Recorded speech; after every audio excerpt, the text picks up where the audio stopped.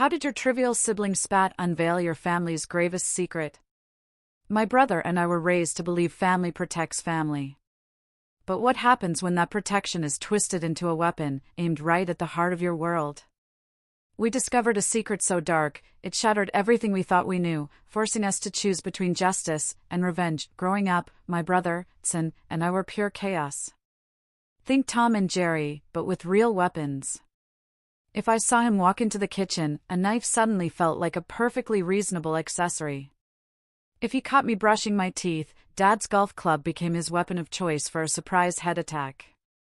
We fought over everything, the TV remote, who got the first slice of pizza, even who hated each other more. These weren't just arguments, they were full-blown, blood-and-guts fistfights that usually ended with Mom screaming and, more often than not, an ambulance ride for one of us. We genuinely couldn't stand each other. That is, until we hit our late teens. We stumbled into MMA training together, desperate for an outlet for all that pent-up aggression. We had no idea, not a single clue, that this shared passion would one day destroy our family. The first time we sparred, he knocked me out cold. I was furious, but that night, I threw him a pair of gloves. Put them on, I dared him. The next day, we both walked into school with matching black eyes. But something shifted. Slowly, those fights in the cage started building a bridge between us instead of burning one. We pushed each other, motivated each other. The gym became our sanctuary, our shared purpose. And somewhere amidst the sweat and the pain, we stopped being enemies and became best friends. Tsin was my shadow, my protector. Mess with me, you messed with him. 12 years flew by, and we'd both earned our black belts. We were inseparable. Then, one day, everything changed. We were at the gym, just finishing a brutal session, when we heard this insistent buzzing from Tsin's gym bag. He walked over, checked his phone, and his eyes just burst open. 2 missed calls from Mom. My blood ran cold. Mom had one golden rule: she never called twice unless someone was dead, or about to be. He called her back. His face, usually so expressive, went from confused to absolutely terrified in mere seconds. We need to go. Now. He grabbed his stuff, threw it into his bag, and practically sprinted for the door. I didn't ask questions. I just followed. The drive to the hospital was a blur. Tsin wouldn't tell me what Mom had said, just kept muttering, "Hurry up, hurry up." But nothing, absolutely nothing, could have prepared me for what I saw when we walked into her room. Mom was in the hospital bed, her face a grotesque mask of purple and swollen flesh. Her nose was broken. She looked like she'd been in a head-on car crash. Tsin's voice, normally so strong, was shaking. What happened?"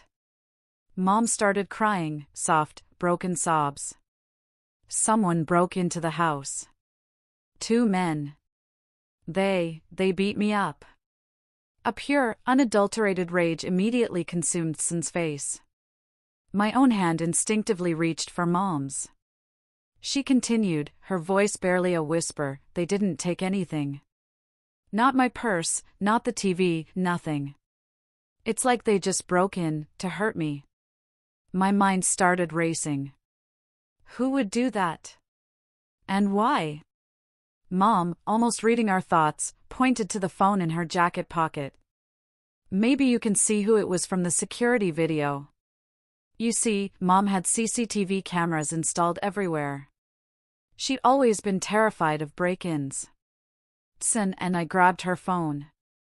We watched the security video together. 2 men, their faces hidden by masks, picked her lock, walked straight in, and went directly for Mom. They didn't even glance at the valuables. They just tackled her. And they hit her. Over and over again. It was sickening. Gruesome. We almost cried watching it. Their entire bodies were covered in black clothing, but then, one of them reached up, just for a second, and his neck was visible. There was a tattoo there. Distinct. So distinct. I leaned in, my heart pounding. Wait. I know that tattoo. Sin looked at me, his eyes wide. What? That's Dad's friend, I whispered, Jason. He has that exact tattoo on his neck. Sin's eyes bugged out, just like they did right before a fight. Narrator shifts, perhaps a slight pause for emphasis. You have to understand the context here. 5 years earlier, Dad's coworker, a woman who wanted him for herself, had accused Mom of cheating. She'd even shown Dad fake screenshots. He believed her. Without even talking to Mom, he just left. I remember his anger, his absolute hatred as he walked out that door. The question hung heavy in the air between us. Do you think Dad did this? I asked quietly. Do you think he had Jason attack Mom? Should we tell the cops? We sat in silence for what felt like an eternity. Benson said something that changed everything. We're not going to the cops. I stared at him. What? He snarled, his voice low and dangerous. They'll get a trial. 6 months probation, maybe. That's not real justice. He looked at Mom's swollen face. We'll handle this ourselves. I nodded. A cold, hard resolve settled in my chest. What do we do? We find out who did it, he said, his eyes burning. Then we make it right. For the next 13 months, we became investigators. We asked around about Jason. We followed him. Watched where he went, who he talked to. Every single day, we trained harder than we ever had before. Every punch we threw was for Mom. Every hour we spent tracking him brought us closer to the truth. And the more we dug, the more everything pointed to Jason. He was Dad's best friend. His coworkers had seen a black outfit in his bag the day Mom was attacked. He suddenly had a new car, his mortgage mysteriously paid off. And we knew Dad had a history of paying people for favors. When we decided it was him, when the evidence solidified in our minds, we knew what had to be done. Small, natural pause. Look directly at the camera with a knowing expression.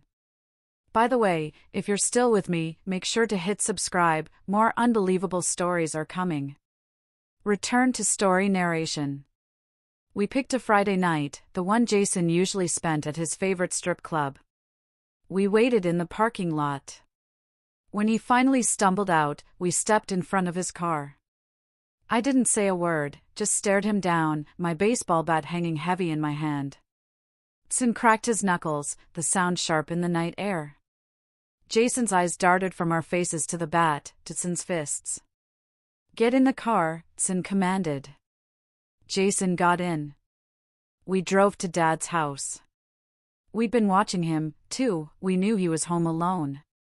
When we knocked, Dad opened the door, and his reaction, it was priceless. We pushed past him, into the house. Jason tried to back away, but we blocked him. Tell us what you did to Mom, I said, my voice dangerously calm. Jason stammered, I don't know what you're talking about. Sin didn't hesitate. He punched Jason. One brutal hit, fueled by 13 years of training and months of raw, simmering rage. Jason crumpled to the floor. We have video, Sin snarled. We saw your tat. Too. Dad stepped between us, panic flashing in his eyes. Stop. Please, stop. Did you tell him to do it? I asked Dad, my voice barely a whisper. Did you have Jason beat up Mom? No. Dad looked panicked. I didn't do anything. Sin got right in Dad's face. Then who was the other person with you? Who else attacked our Mom? Dad's face crumbled. He cowered, sinking against the wall. His voice came out broken, barely audible. It was my son. My other son. From before I met your mother. You don't know about him. He's 32. The room went silent. Dad had another son? A son who had beaten our mom half to death? Sin and I looked at each other. It was a subtle nod, one forged in years of sparring, that meant, it's time to handle business. I grabbed Dad by the collar, yanking him forward until our faces were inches apart. His breath smelled of fear and cheap whiskey. Sin moved fast, positioning himself between us and the front door. Jason wasn't going anywhere. Dad's hands shook, his words tumbled out of his mouth. His other son's name was Casper. He'd been supporting him for years, hiding him from everyone. He claimed Casper needed money, and Dad had told him about valuables in Mom's house. The lie was so transparent, so insulting, it made my blood boil. Nothing was taken from Mom's house. Not her purse, not the TV, nothing. This wasn't about robbery. This was about hurting her. I shoved Dad backward hard, and he stumbled against the wall. Sin walked over to where I'd dropped my baseball bat and picked it up slowly, deliberately, letting Dad see every movement. Dad's eyes went wide. He started talking faster, giving us an address across town, begging us not to hurt Casper. He kept saying Casper was just a kid who made a mistake. I laughed. It was a bitter, angry sound that surprised even me. Casper was 32 years old, older than both of us. And he'd beaten our mother until her face looked like raw meat. We headed for the door, and I turned back to look at Dad and Jason, still huddled on the floor. If either of you calls Casper or the cops before we're done, I said, my voice cold, we'll come back and finish what we started tonight. The 20-minute drive to Casper's place was silent. Neither of us said a single word. My hand squeezed the steering wheel so tight my knuckles turned white, the leather creaking under my grip. Sin's breathing grew heavier, a familiar sound from before a big match. We were about to cross a line we could never come back from. But every time I closed my eyes, I saw Mom's broken nose, her swollen, purple face. Dad's address led us to a rundown apartment building, half the security lights broken, graffiti covering the walls. We parked across the street and watched the third-floor window Dad said was Casper's. Around midnight, we saw a shadow pass by. Sin suggested we wait until morning, when Casper would leave for work. Somewhere public, where we could grab him without neighbors hearing and calling the police. Every part of me screamed to kick down his door right then, but Sin was right. We'd spent 13 months being smart about this. Rushing and angry now was how we got caught, or hurt, or worse. We drove to an all-night diner, sliding into a corner booth. The waitress brought us coffee, and we sat there, scribbling everything Dad had told us about Casper onto napkins, his name, his age, his address, the chilling fact that Dad had paid him to do this. At 3 a.m, my phone buzzed. Mom's name lit up the screen. My stomach plummeted. She never called this late. I answered, and I heard her crying, asking where we were. She'd woken up from a nightmare about us getting hurt. I lied. I told her we were at Sin's apartment, watching movies, eating pizza. She didn't sound like she believed me, but she just told us to be careful, and then she hung up. We returned to Casper's building at 6 a.m. At 6:30, he walked out, wearing a brown delivery truck uniform. Sin took photos of his license plate and the company logo. We followed him to a big warehouse on the edge of town, watched him clock in. Now we knew his schedule. We knew where he worked.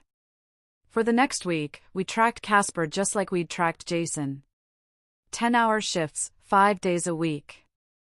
Same convenience store every night for beer. Home, lights out by 10. He lived alone. No girlfriend, no roommate. Sin found Casper's social media accounts. We spent hours scrolling through his photos. Pictures of him with Dad from years ago, barbecues, baseball games, family gatherings. We were never invited to those. Dad was smiling, hugging Casper like he was proud of him. A whole secret life Dad had kept hidden from us, from Mom. The photos made me sick. Dad chose this son over us. He paid him to hurt Mom, and never once mentioned having another kid. Sin found posts from Casper complaining about money problems, child support payments he couldn't afford. This gave us another piece of the puzzle: why Dad chose him. Dad probably promised Casper enough cash to solve all his financial troubles in exchange for scaring Mom. I scrolled further and found photos from 3 years ago, Casper at a kid's birthday party with a little girl. "Best day with my princess," the caption read. Dozens of comments about what a good dad he was. I showed Cen. He zoomed in on Casper's face. Happy. Normal. Not like someone who would beat a woman half to death for money. But then Cen scrolled to posts from 6 months ago.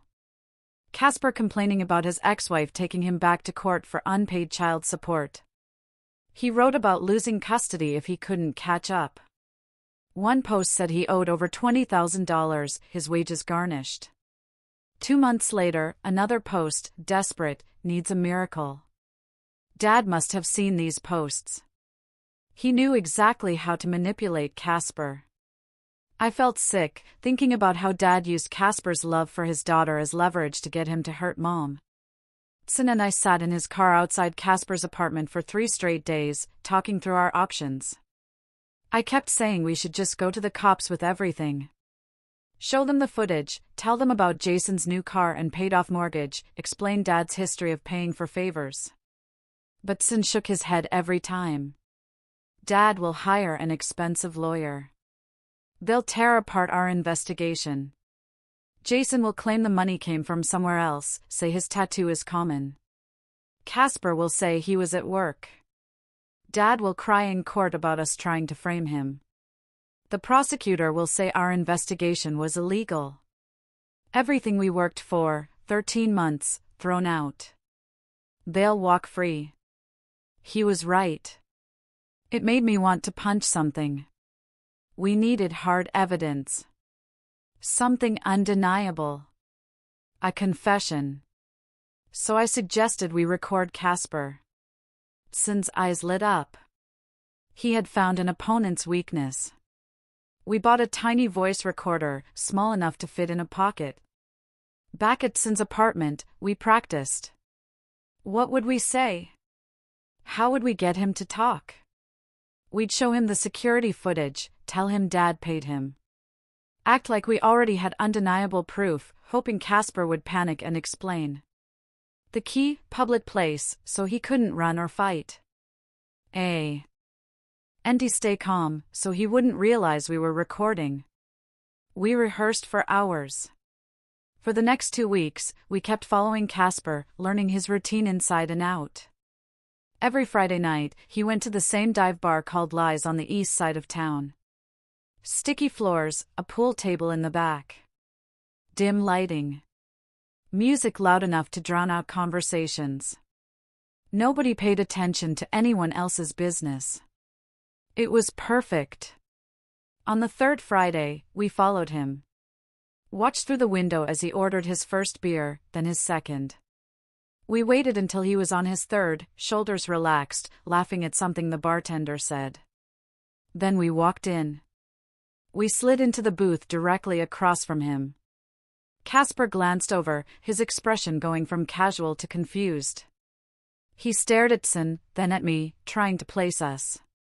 Then recognition hit him. His face went white. He stood up fast, his bar stool scraping against the floor. I leaned forward.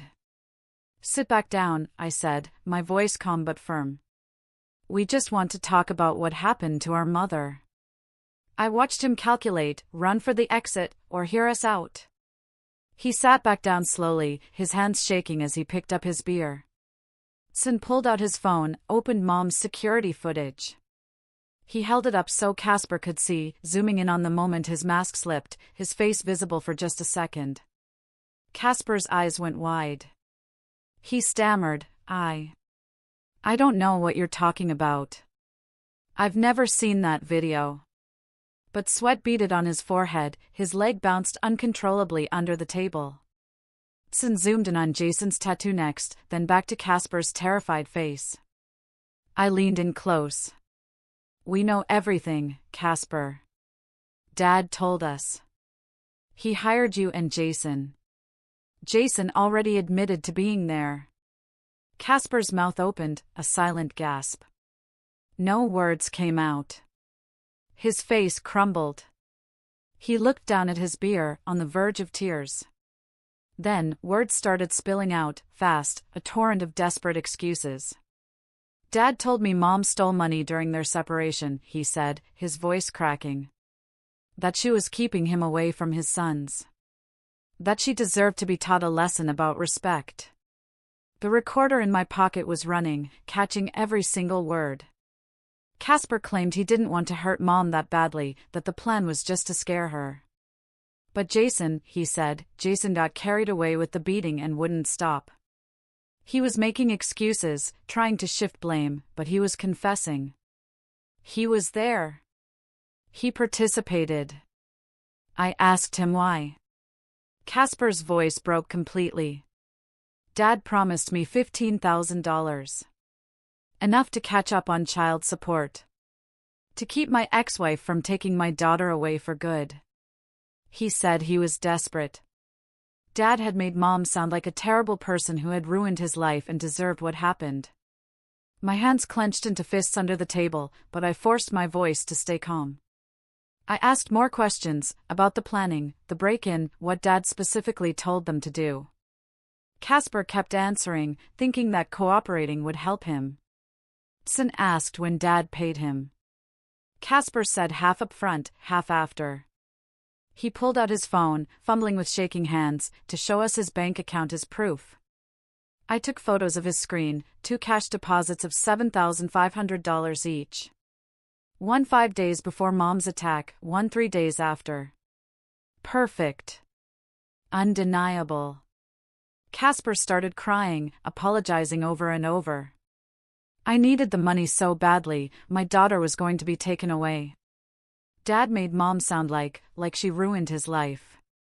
I felt absolutely zero sympathy for him. Mom could have died from the beating he gave her. Jason leaned forward, his voice dropping to something cold and final. You have 2 choices, Casper. Turn yourself into the cops within 24 hours and confess everything. Or we take this recording and all our evidence straight to the police ourselves. Casper's face went white. He shook his head frantically. I can't go to jail. My daughter needs me. My ex-wife will never let me see her again. He was begging now, asking if there was anything else, any other way to make it right. I stood up, looking down at him. You have until tomorrow night to decide. If you run, we'll hunt you down. And we'll make sure you never see your kid again.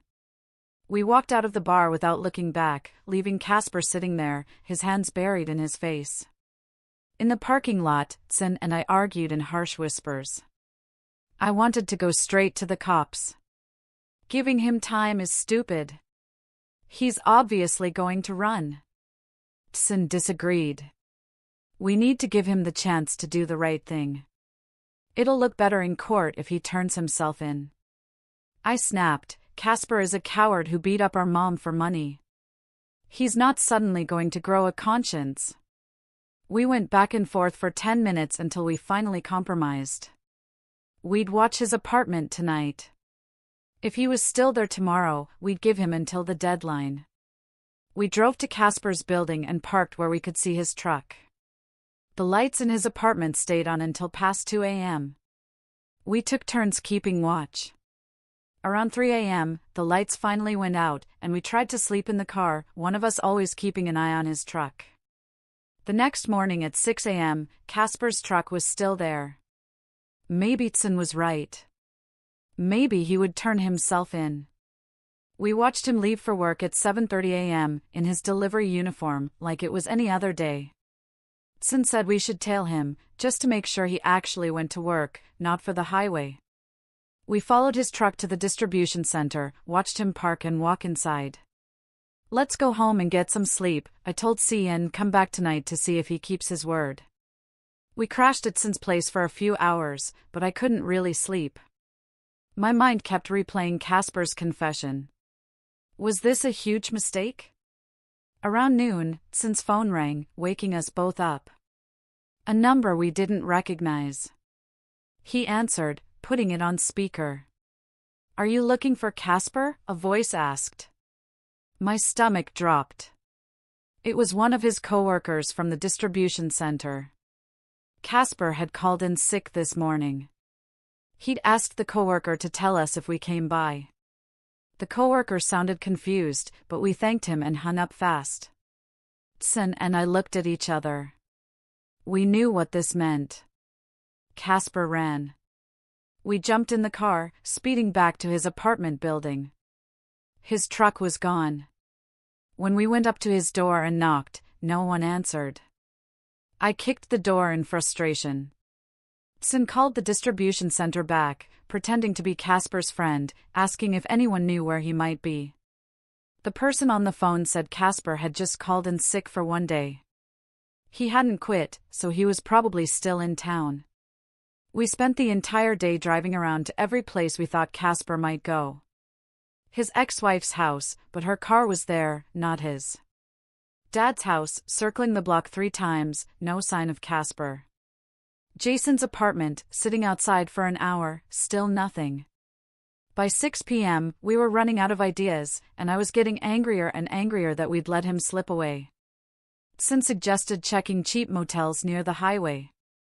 That's where someone would hide if they were planning to run but hadn't left yet. We started at the No. RTH end of town, working our way south, checking every rundown motel parking lot we passed. Finally, at 8 p.m., we saw it. Casper's truck, parked outside a place called the Highway Rest Motel. One of those sketchy spots that rented rooms by the hour. Tsin wanted to go knock on doors until we found him. Confront him again. Force him to come with us to the police. But I was done playing games. I pulled out my phone and called Mom. She answered on the second ring. I could hear the TV in the background. "Mom," I said, my voice shaking slightly. "We found the guys who hurt you. We have evidence. A recording of one of them confessing.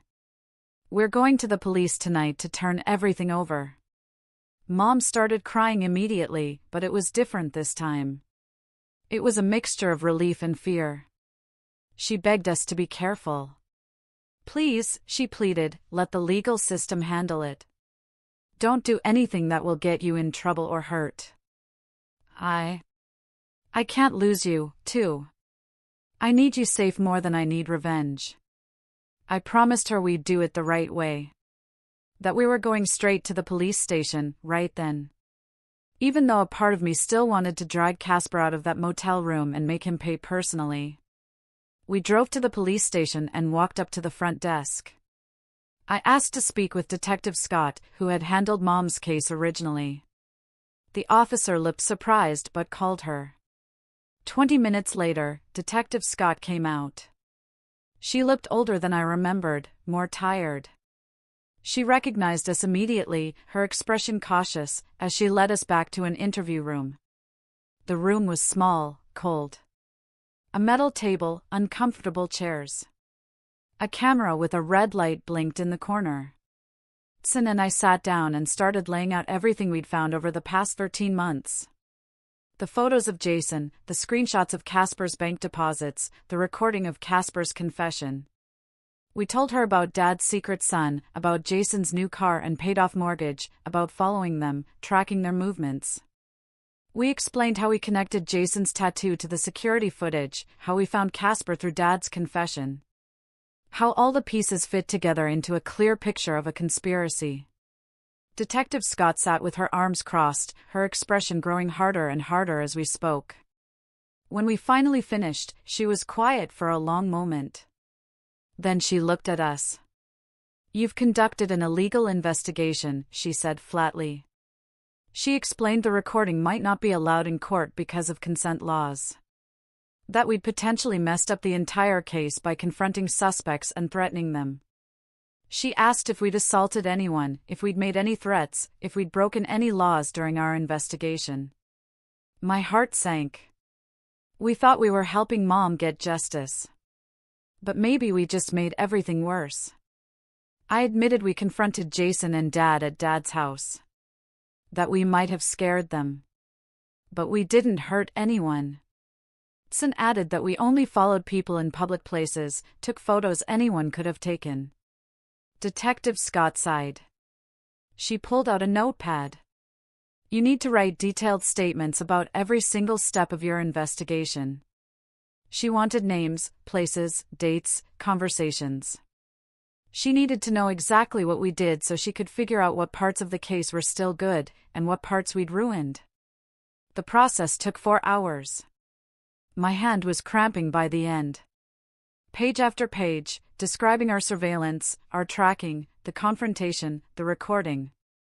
Every time we thought we were done, Detective Scott asked another question that required 3 more paragraphs. By the time we finished, it was past midnight. I was exhausted, terrified that we were about to be arrested for stalking or harassment or something worse. Detective Scott collected our statements. I need to talk with the district attorney about how to move forward. They'll be in touch. Do not contact any of the suspects. Do not do any more investigating on your own.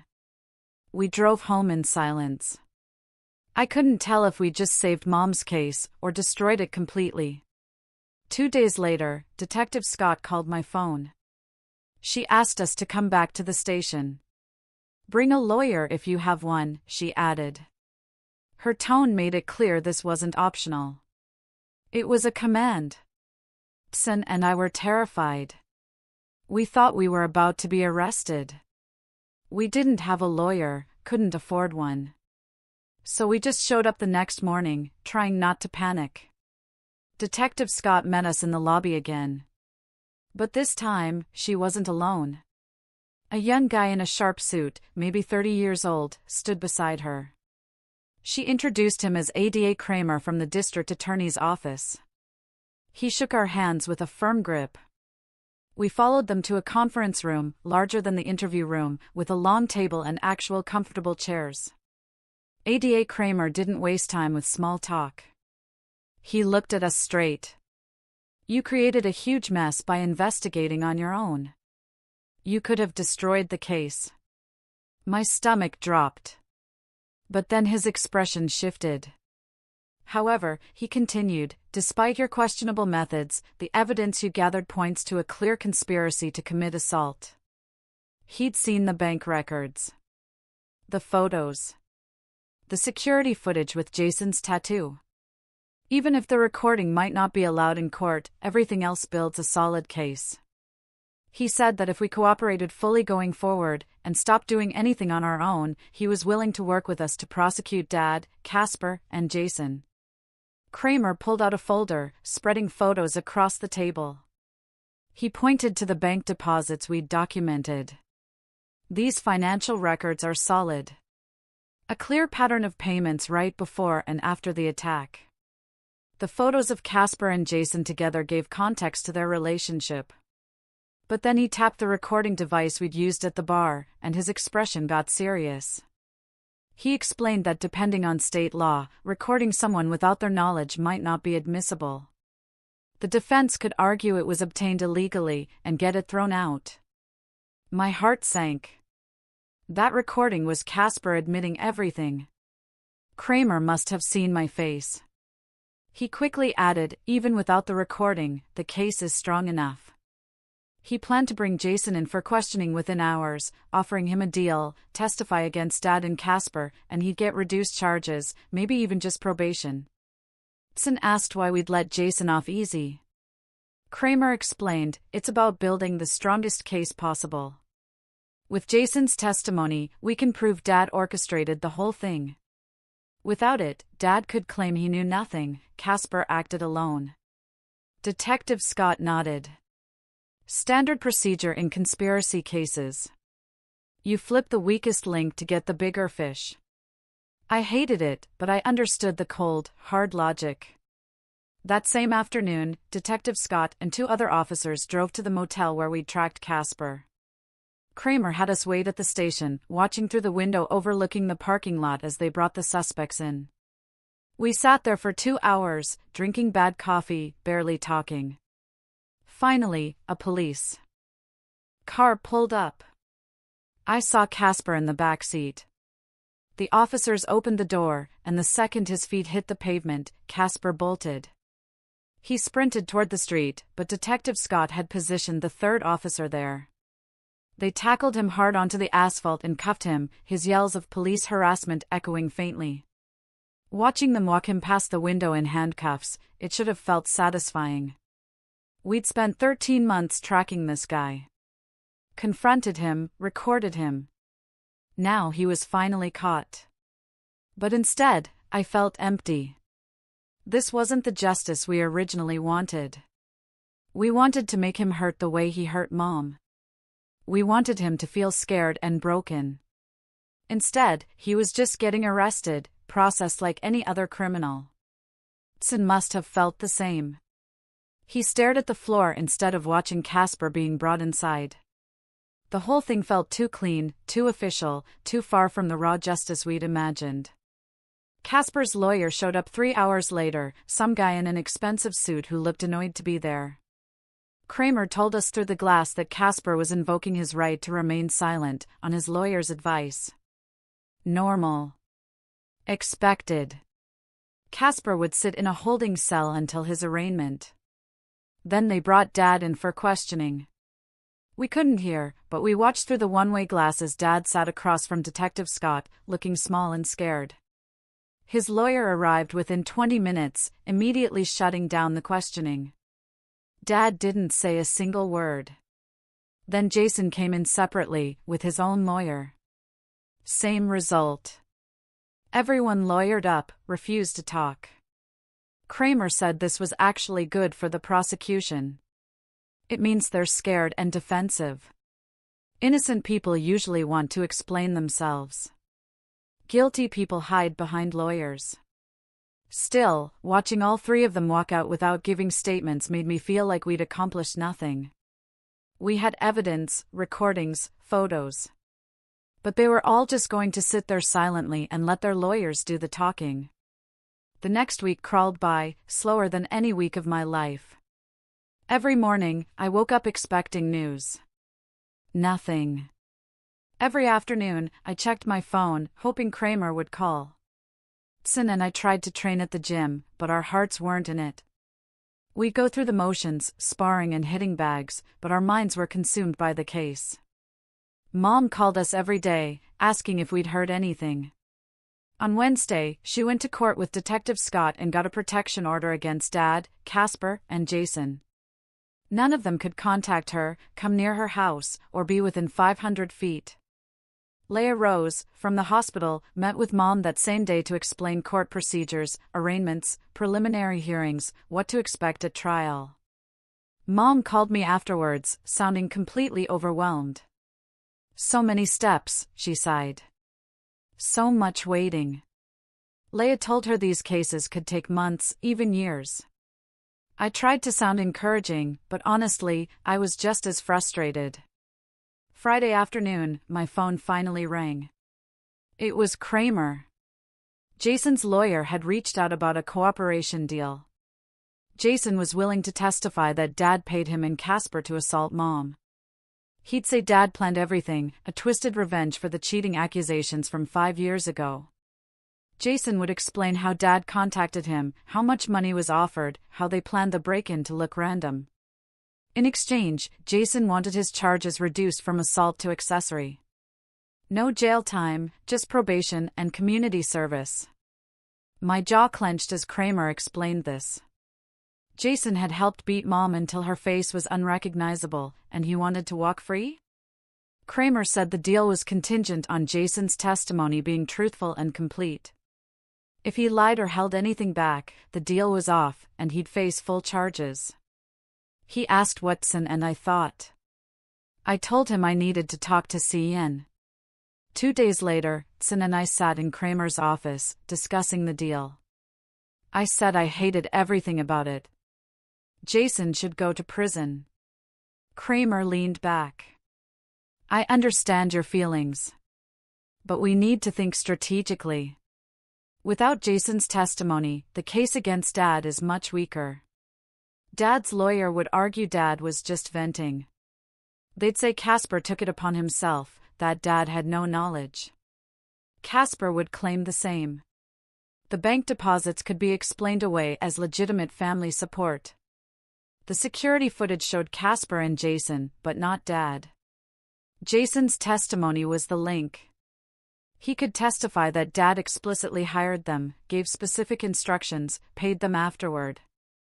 With Jason, the conspiracy case was solid. Without him, it was shaky. Sin asked what would happen if we said no.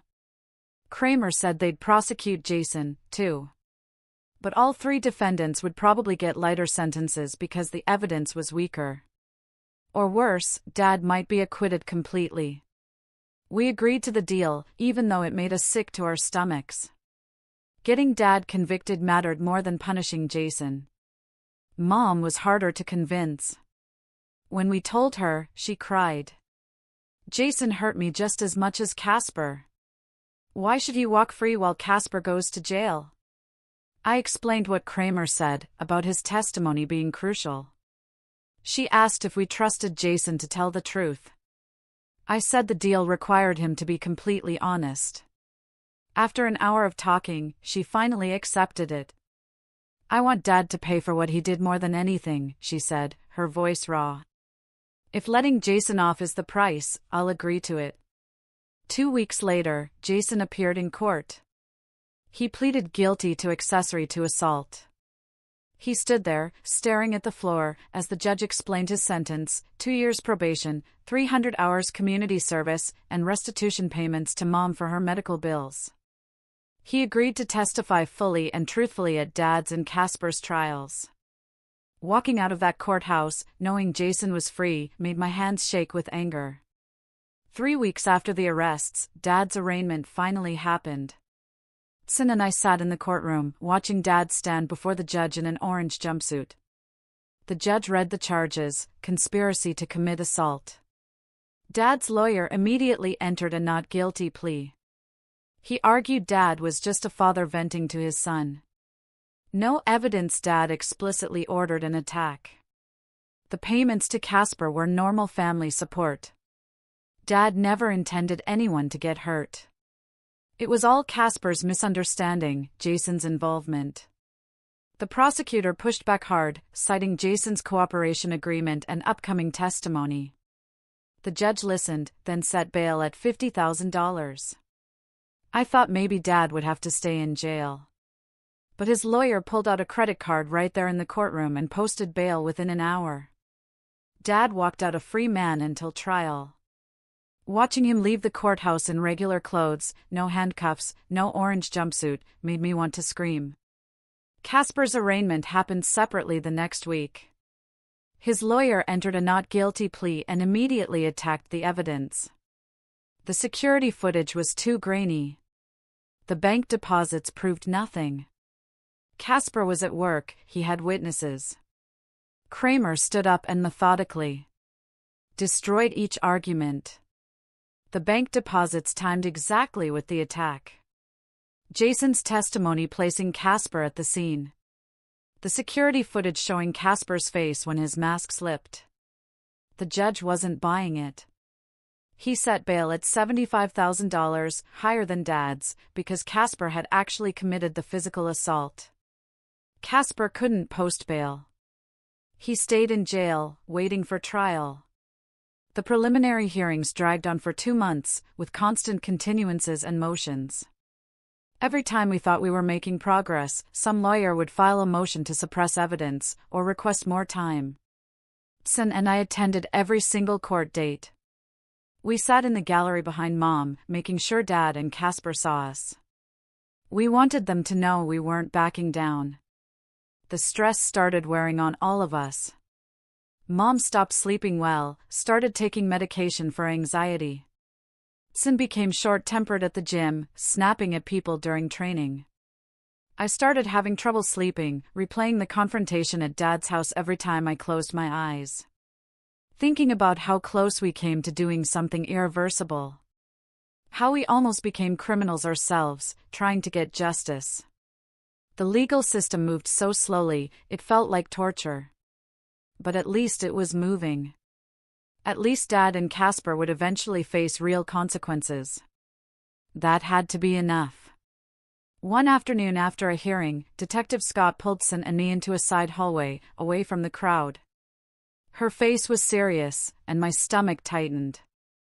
She told us Dad's lawyer was building a case that we had harassed and threatened his clients. They had statements from Dad and Jason about the confrontation at Dad's house, claiming we forced confessions through violence. Detective Scott looked us straight in the eyes.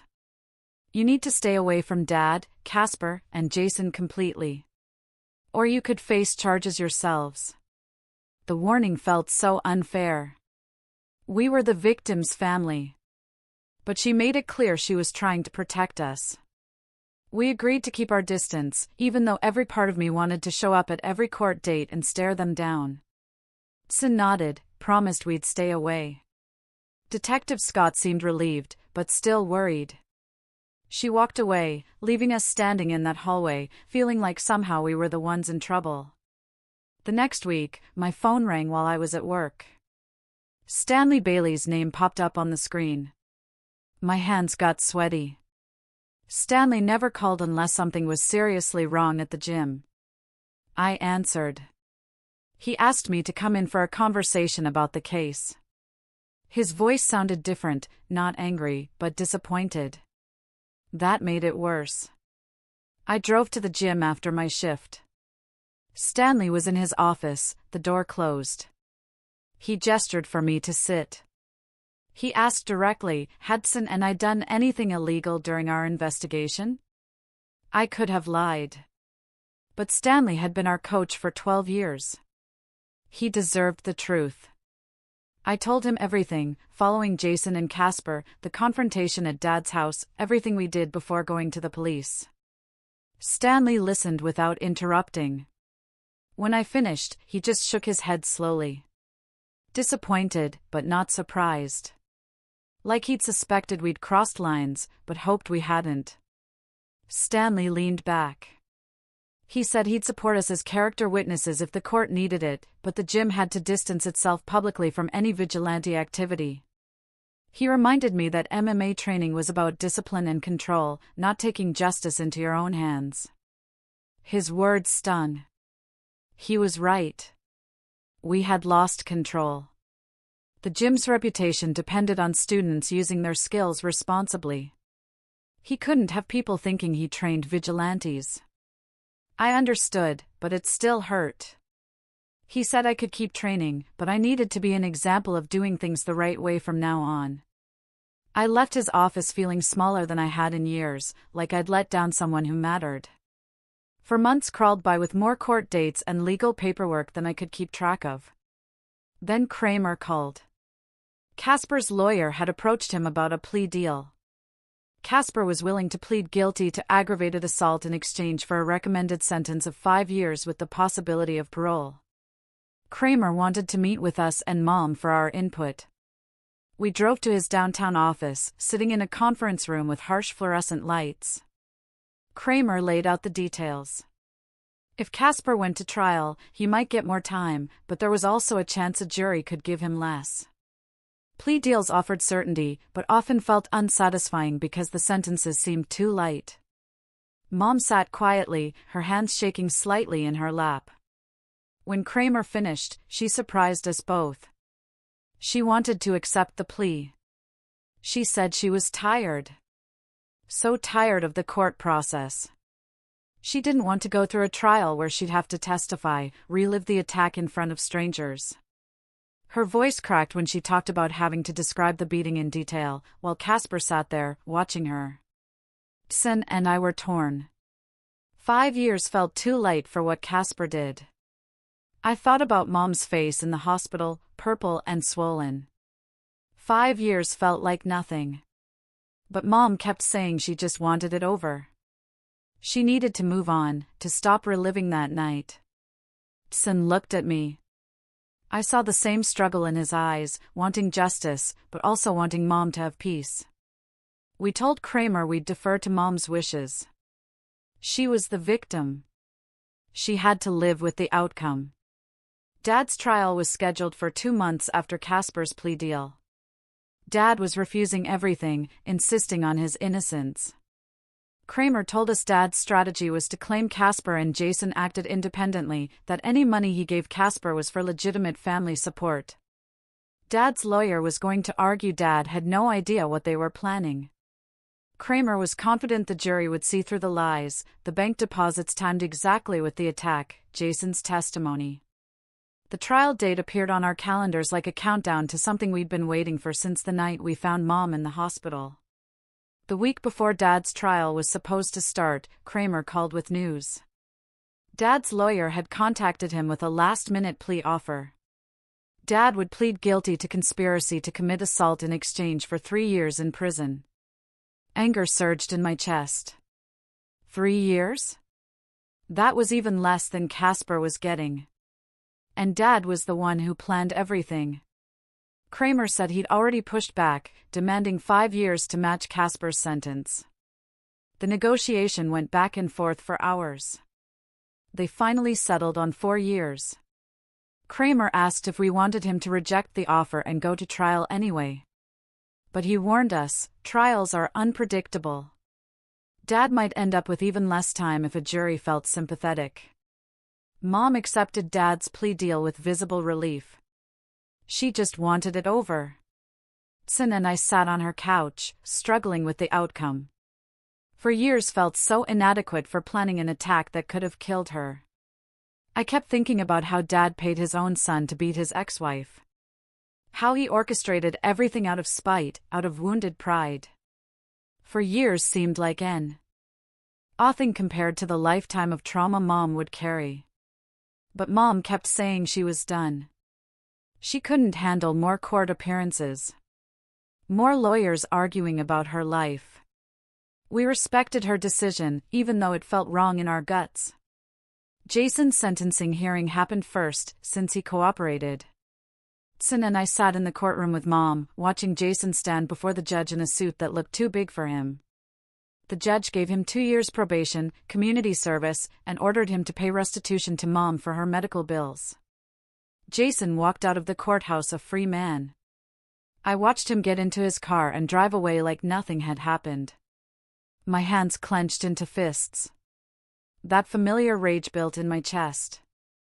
Kramer met us outside. Jason's testimony was crucial, he reminded us. Sometimes the justice system requires uncomfortable compromises to catch the bigger fish. I understood the logic, but it didn't make watching Jason walk free any easier. Casper's sentencing 2 weeks later was emotional in a way I didn't expect. His daughter was in the courtroom, maybe 10 years old, crying. Casper couldn't even look at her. The judge lectured him about betraying his own family, about using financial problems as an excuse for violence. Casper had choices. And he chose to brutally assault an innocent woman for money. The judge gave him 5 years in state prison, with parole eligibility after 3, and ordered him to pay restitution jointly with Jason. Casper's daughter sobbed louder as the bailiff led him away in handcuffs. Part of me felt satisfied seeing him taken to prison. But another part felt sick, watching his kid lose her father. Mom reached over and squeezed my hand. I knew she was thinking about how this whole mess had destroyed multiple families, not just ours. 2 weeks later, we sat in the courtroom for Dad's sentencing. My stomach was twisted in knots. Dad stood before the judge in an orange jumpsuit, looking smaller than I remembered, his hands cuffed in front of him. The judge asked if he wanted to make a statement. Dad nodded. He started talking about how he never meant for Mom to get hurt that badly, that he just wanted to scare her into admitting the truth about the cheating that never happened. He said he was sorry for everything, that he'd made terrible choices driven by anger and pain. His voice cracked when he talked about losing his sons and his family. The judge's face stayed hard the whole time Dad spoke. When Dad finished, the judge leaned forward. "Mr. Dad's last name, your actions were calculated and cruel. You planned and paid for a brutal assault on an innocent woman. You showed no real remorse until you got caught. Your apology means nothing compared to the trauma you caused. For years in state prison. No possibility of early parole. The bailiff led Dad away in handcuffs. He looked back at us one time, tears streaming down his face. Mom started shaking next to me. Then the tears came. We walked out to the hallway, and she just collapsed against the wall, sobbing. Son and I held her while she cried. I never thought it would end like this, she kept saying. I never wanted Dad to go to prison. Everything is so messed up. We got her to the car, drove her home. The whole ride, she stared out the window, not saying anything. At her house, we ordered Chinese food, put on her favorite romantic comedy. She barely touched the food, but she laughed a few times at the movie. We stayed until midnight, making sure she was okay, that she didn't want to be alone. A week later, my phone rang while I was at Son's apartment. Detective Scott's name showed on the screen. My heart started racing. She said the DA's office had reviewed everything about our investigation and decided not to file charges against us. They considered the case closed, with all 3 attackers convicted. They didn't want to punish the victim's family for seeking justice on their own. The relief that hit me was so immense, I had to sit down. I called Son immediately. He actually yelled with happiness.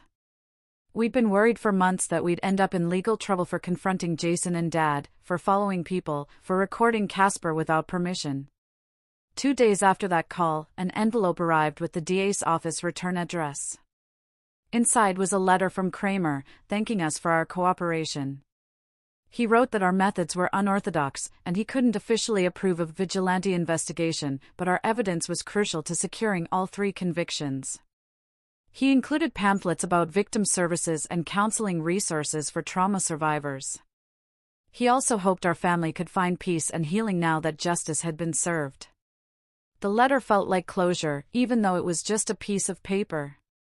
Son and I drove to the gym to talk with Stanley about coming back to training. We hadn't been there regularly in 6 months because of court dates and lawyers. Stanley met us in his office, looking us over like he was checking for injuries.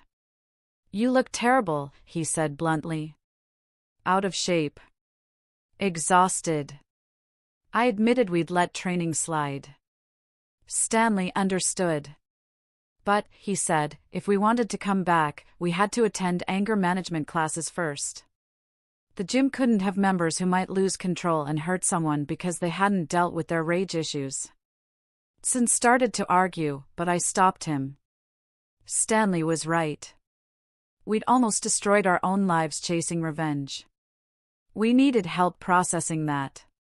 The first anger management class was weird. Everyone else there was way older than us. The counselor, a woman in her 50s, asked us to introduce ourselves and explain why we were there. Son and I took turns telling the story. The other people in the group looked shocked. A few even seemed impressed that we'd tracked down the attackers ourselves. The counselor, though? Not impressed at all. She spent the next hour talking about how rage can feel righteous and justified, but it destroys the person feeling it just as much as the target. Revenge and justice aren't the same thing, she said, even though they can look similar from the outside. Over the next few weeks, she got us talking about how anger drove every decision we made for 13 months. She made us see how we'd almost thrown away our futures and hurt innocent people in our quest to make Dad and his friends pay. The sessions were uncomfortable, but slowly, something started shifting in how I thought about everything. Mom started seeing a therapist who worked with crime victims and trauma survivors. She told us the nightmares were happening less often, but she still woke up scared sometimes. She was having trouble being in her house alone, especially at night. Son and I spent a weekend installing new deadbolts on every door, adding cameras to cover blind spots the old system missed.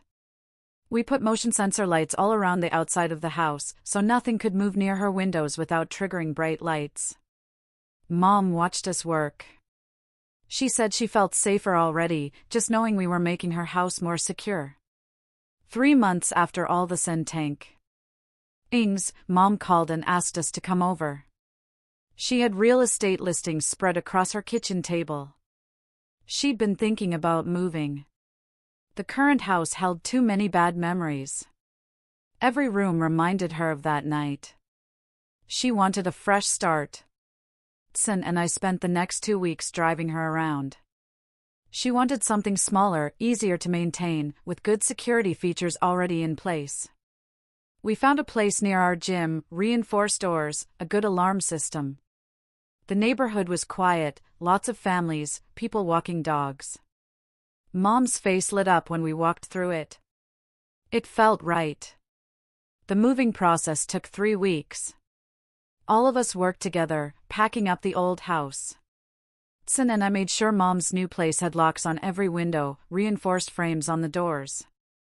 We installed cameras covering every angle, set up the alarm system to call our phones if it triggered. Mom joked that her house was more secure than a bank vault now, but we could see the relief in her eyes when she locked the doors at night. Leia Rose from the hospital called Mom regularly to check on her recovery. She connected Mom with a support group for assault survivors that met twice a month. Mom was nervous at first, didn't want to sit around talking about being a victim. Leia convinced her to try one meeting. After that first meeting, Mom came home and said it actually helped to talk with people who understood what she'd been through. She started going regularly, made friends with other women working through their own trauma. She told us the group made her feel less alone, gave her hope that she could heal and move forward. 6 months after the trials ended, Tsin and I walked into our last anger management session. The counselor sat across from us with 2 manila folders. She pulled out letters she'd written for our records, stating we'd successfully completed the program, developed healthy ways to handle our anger. We signed some paperwork, and she handed us the sealed envelopes. Stanley was waiting for us at the gym that afternoon. We gave him the letters. He read them carefully, nodding. He walked to his office, came back with 2 cheap frames from the dollar store. He put our letters in the frames and hung them on the wall behind his desk, right next to his black belt certificates and competition photos. He tapped the frames. "These," he said, "will remind everyone that being strong means controlling your emotions, not just your fists." We started training seriously again the next week. The discipline felt good after months of court dates and stress. Our sparring sessions were different now. We were more aware of the damage we could do. Every time I threw a punch at Tsin, I thought about the responsibility that came with 13 years of training. He moved the same way, more controlled, precise, instead of just trying to land hits. Stanley pushed us harder than ever, making us do extra rounds, more technical drills. He was channeling our intensity into technique, rather than letting us fight angry. One Saturday morning, Mom showed up at the gym. We were in the middle of a sparring round when I saw her walk in and sit on the bench near the door. It was the first time she'd seen us spar since before the attack. Tsin and I worked through our combinations, blocking and countering with the precision Stanley had been drilling into us for weeks. When the round ended, I looked over and saw Mom wiping tears from her face. She walked over and hugged both of us, not caring that we were sweaty and gross. She told us she was proud of how we'd handled everything, even though the path had been messy and painful. That meant more to us than any championship belt ever could. A year after Dad got sentenced, Mom called me at work. She sounded stressed. She needed to talk to Tsin and me about something. We met at her new house that evening. She showed us a letter that had arrived in the mail. The return address was the state prison where Dad was locked up. The envelope was still sealed. Mom said she didn't know if she should open it or throw it away. Tsin picked up the envelope, looked at it for a long time. I told Mom it was completely her choice. She didn't owe Dad anything, not even reading what he wanted to say. She took the envelope from Tsin, walked to the kitchen, and dropped it in the trash without opening it. She came back, a quiet resolve on her face. She was done with that chapter of her life. A few weeks later, Mom got a phone call from a victim advocate. Casper's ex-wife wanted to apologize. She had no idea Casper was planning to attack anyone, and she was horrified when she found out. The advocate asked if Mom would be willing to accept a letter. Mom agreed. It arrived a few days later. Casper's ex-wife wrote that she was sorry for the pain Casper caused, that she hoped Mom could heal. She held no anger toward Mom, and wanted her to know that Casper's daughter didn't know anything about the attack either. Mom sat at her kitchen table and wrote a response letter. She told Casper's ex-wife that she appreciated the apology and held no bad feelings toward her or Casper's daughter. She mailed it the next day. It felt good, she said, to let go of some of the anger. Tsin got a call from the director of a youth MMA program across town. They needed a new coach. Stanley had recommended him. Tsin checked out the program, came back excited about the opportunity. He accepted the position, started coaching kids twice a week. I went to watch one of his sessions. He was amazing with them. He taught them proper stance and basic combinations, but he also talked about respect and discipline. He told them that learning to fight meant learning when not to fight. Watching him work with those kids showed me how much we'd both grown from everything that happened. Around the same time, I started volunteering with a victim advocacy organization downtown. They helped families navigate the criminal justice system when someone they loved got hurt. My experience investigating Mom's case, going through the trials, it gave me knowledge that could help other families. I met with people who were confused about court procedures or scared about testifying. I explained what they could expect, connected them with resources. It felt good to turn our painful journey into something useful for others. Narrator shifts, looking reflective, slightly sad but with peace. On the anniversary of Mom's attack, the three of us had dinner at her new house. Mom cooked her famous lasagna. We sat around her kitchen table, talking about how far we'd come in a year. Mom said she was finally sleeping through the night, without nightmares. Tsin talked about how coaching the kids gave him purpose beyond just training. I shared stories about the families I'd helped through the victim advocacy program. We didn't get perfect justice. Dad would be out in 4 years. Casper in 3. But we got accountability. We got safety. We got the chance to heal together as a family. Life wasn't back to normal, because normal didn't exist anymore after what happened. We'd built something different, though.